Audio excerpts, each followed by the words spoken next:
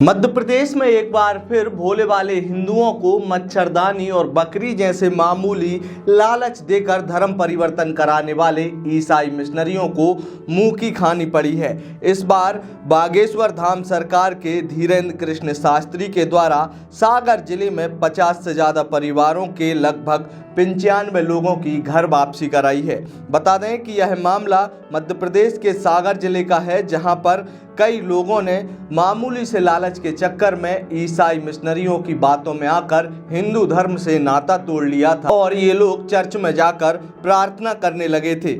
घर वापसी करने वाले दयाल ने बागेश्वर धाम सरकार के महंत धीरेन्द्र कृष्ण शास्त्री की कथा के दौरान मंच पर बताया कि ईसाई मिशनरी एक दिन उनके गांव में आए और गांव से लगभग 100 से ज़्यादा लोगों को अपने साथ बैठा कर राजघाट ले गए, जहां पर डुबकी लगवाकर उनका धर्म परिवर्तन कर दिया। इसके बाद ईसाई धर्म अपनाने पर उन्हें मच्छरदानी, बकरी और कंबल उपहार स्वरूप दिए गए। ये सभी भोले भाले मजदूर थे, इसलिए लालच में आ गए और उन्होंने धर्म परिवर्तन कर लिया। इस दौरान ईसाई मिशनरी समाज से जुड़े हुए लोगों ने कहा कि हमारा धर्म मानोगे तो इसी तरह की सुविधाएं मिलेंगी।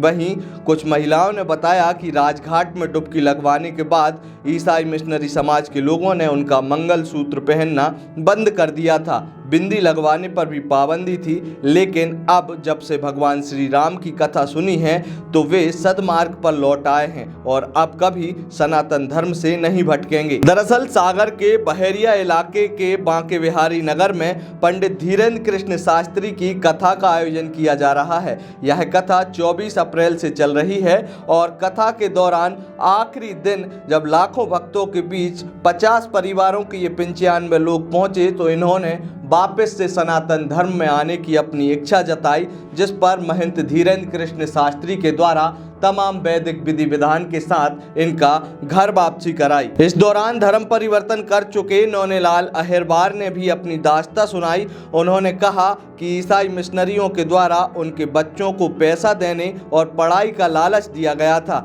जिसके बाद उन्होंने लालच में आकर ईसाई धर्म कबूल कर लिया था और उसके बाद से लगातार वे मिशनरी समाज के प्रभाव में रहकर प्रार्थना सहित तमाम ईसाई पद्धति को अपनाने लगे थे। लेकिन अब जब से भगवान श्री राम की कथा सुनी है तो आत्मा जाग गई है।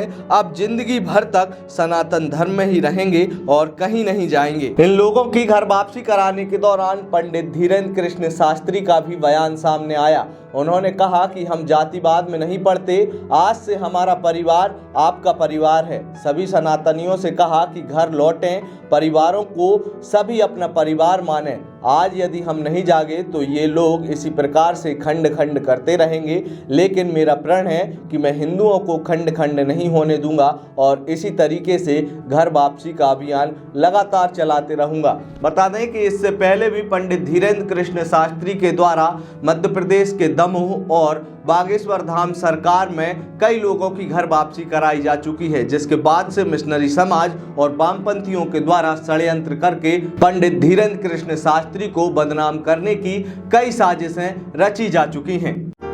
लगातार जुड़े रहने के लिए आयुक्त को सब्सक्राइब जरूर करें।